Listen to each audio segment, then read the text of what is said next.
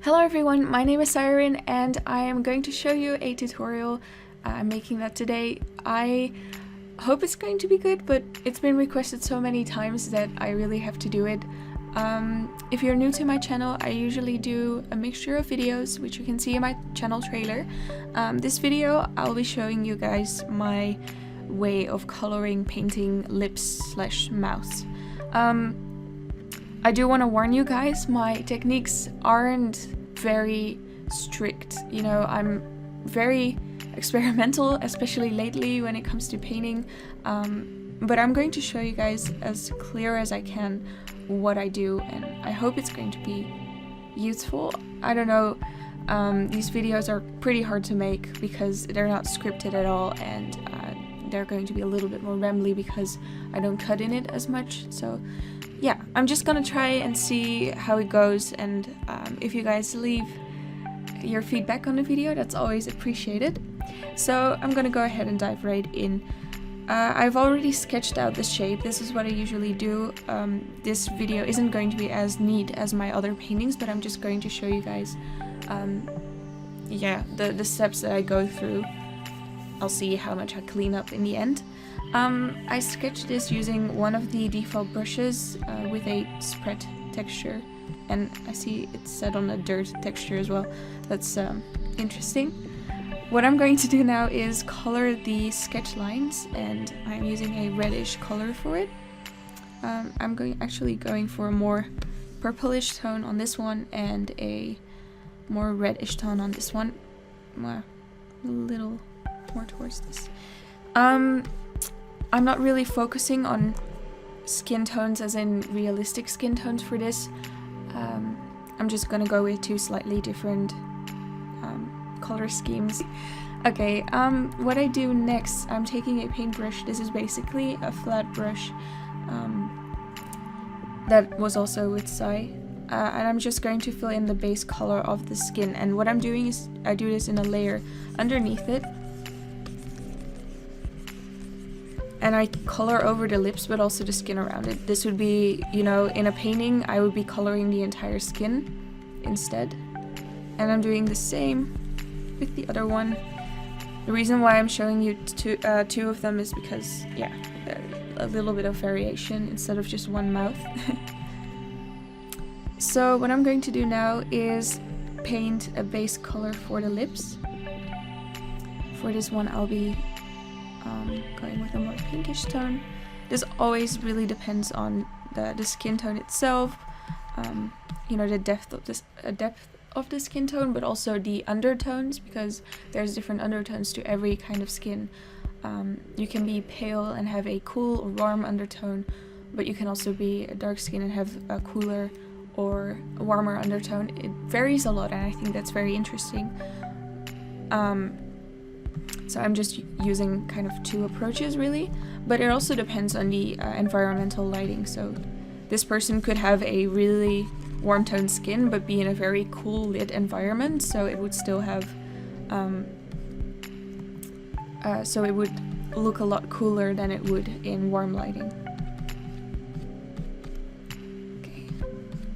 The reason why I'm doing this with a paintbrush is because there is you can play around with these settings. I never really have a set of settings that I specifically use. It's usually just on this, or I play around with it on the spot a little bit. But if you do it in the base layer painting, it automatically mixes it in with the other colors, so it won't be as opaque, and this gives a really soft effect, which I like, and people have told me they like about my art, so just explaining that a little bit, I guess. What I'm doing now is I'm adding a darker color to the upper lip. This is more realistic in situations where your character is lit from above, because the lips are kind of slanted, so they go inwards a little bit, which means that more light would fall on the lower lip. So there would also be shadow underneath the lip, and I'm painting that in with a little bit of a warmer color and a little bit of a bluer color. A little bit of variation is also fun. I'm also doing this on top of the lip. But this would honestly depend a lot on where the nose is. Okay, I'm going to do the same for the other mouth. As you can tell, there's really very little of a straight method that I'm using. A little bit more towards this side, I think. By switching between the colors and picking up the lighter shades, you can easily vary the color that you're painting with.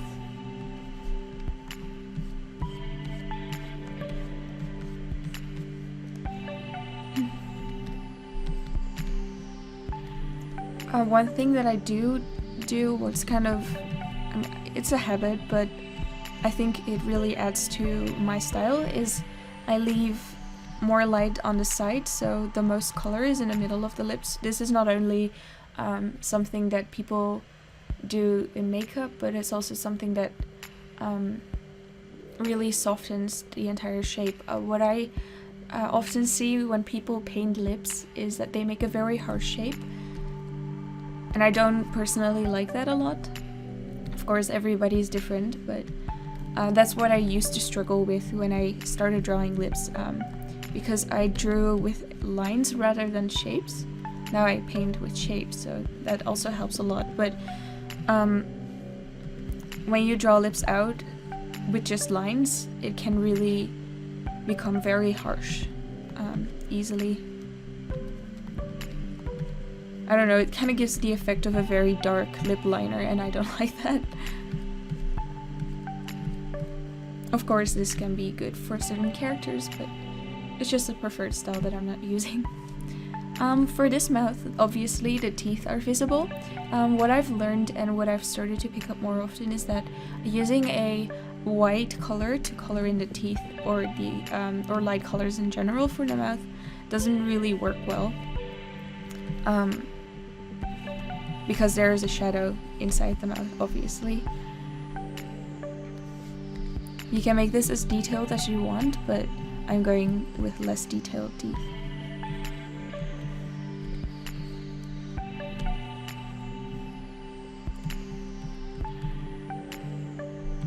Of course, everybody's mouth styles are pretty detailed if you compare it to, for example, anime. Anime mouths are the easiest. They're like super simple, but I guess that's one of its charms, really. The simple style of anime, yeah.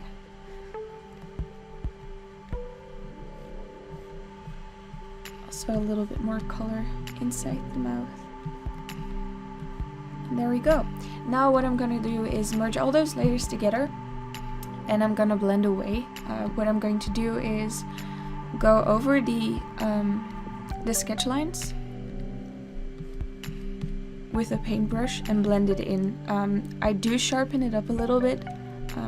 What I basically do is go over it with a paintbrush and then take the lighter color that's on the lip itself. I use the hotkey on my pen to easily pick up colors while painting. I really do this a lot and it saves a lot of time. And then I just softly blend it, so that there's still an obvious line here, but it isn't as thick as it used to be, because it's two shapes coming together, it's not a line being drawn on the lips. Of course, my style is far from realistic, but there are some realism influences there. I'm also doing this on the sides. It's basically like using concealer to sculpt out your lips. I blend the skin color and I create I shape the lips a little bit more.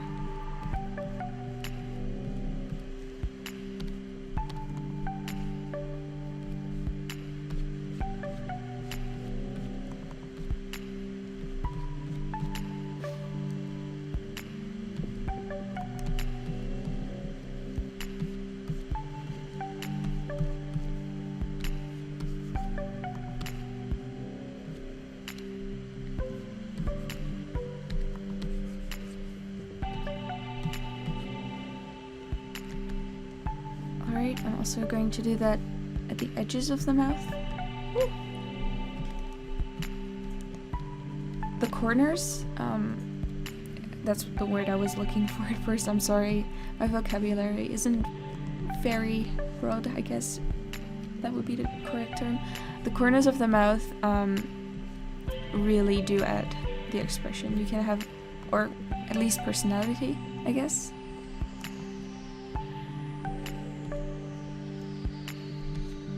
Different emotions look different on different characters. The same emotions look different on different characters. That's what I was trying to say. Okay, this looks pretty nice. It's not as neat as I usually would paint it, but I don't always fully blend the entire lips. I don't fully blend in general because overblending I personally don't really like. I think it looks really bland and it can it takes away a lot of the interesting brushstrokes that are in paintings. I'm trying not to overblend at least, but even when I'm not done blending to my style, so not overblending but also not going as far as I would usually go in a finished painting, I do sometimes go to different steps and then clean it up again later, so I just kind of switch between things that I'm doing. So what I'm going to do now is take a lighter color. I'm going to go with a slightly blue inspired shade, I guess. Well, it has some blue in it. And I'm going to highlight around the lips. You can see that I'm varying how much blue I use here. I'm also doing it a little bit over here because who doesn't like well-defined lips, right?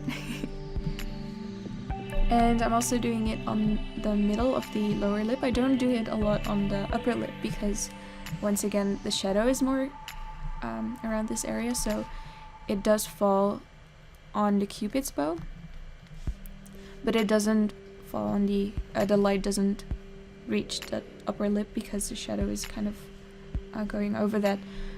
So of course there is light falling on the lower lip, and that's where I paint the highlights. What I usually do for these is just rough brush strokes, a little bit more in the middle, and then towards the sides it gets a little thinner, I guess. Rather similar to how I highlight hair, actually. Not in terms of texture, of course, but I hope it still makes sense. I'm also adding a little bit more highlight around this area because actually next to the nose, well, there's of course, you know, shapes in the face. Here would be the nose, right? So over here, this area is well, here would be the cheeks, and here is a separate kind of like, this is really your upper lip entirely. This is still part of the shape, so technically here would be some extra shadows, but I don't really define those a lot. I just add a little bit more highlights over here. I'm also adding a little bit of highlight along the sides of the Cupid's bow, and I'm blending those out a little bit.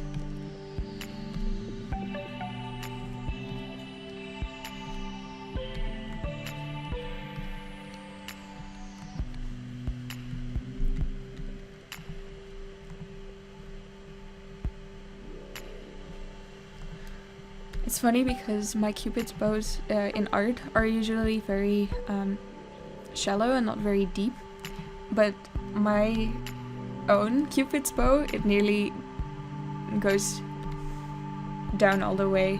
It's ridiculous. Of course it looks very different on a smaller upper lip because my lips aren't this full. I wish, but no.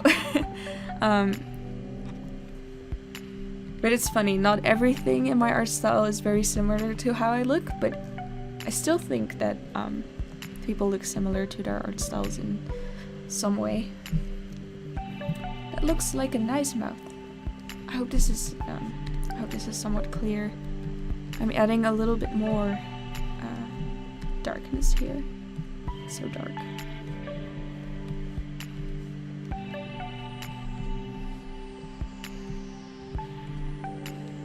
And a little bit more shadow underneath. You can really add as much as you like. Play around with how it goes. Okay, and I'm gonna do the same techniques for these lips as well.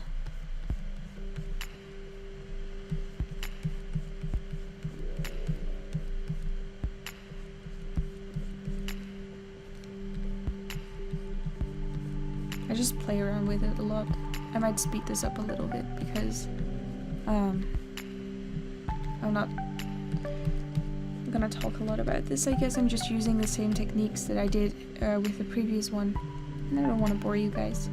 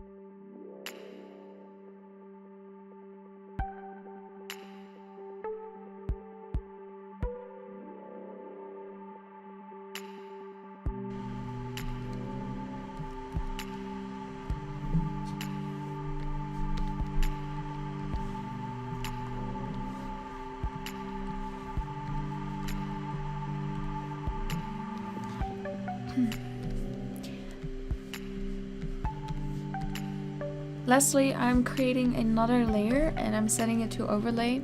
This is optional, but I sometimes do it to add a little bit more depth to it. It depends on the character, of course, because these lips are rather soft and natural. But by using an overlay layer, you can add a little bit of makeup, I would say. I use an airbrush for its soft edges. Oh, I have to set it to soft edges. And I add a little bit of color, mostly in the middle. And then some black too. Whoop.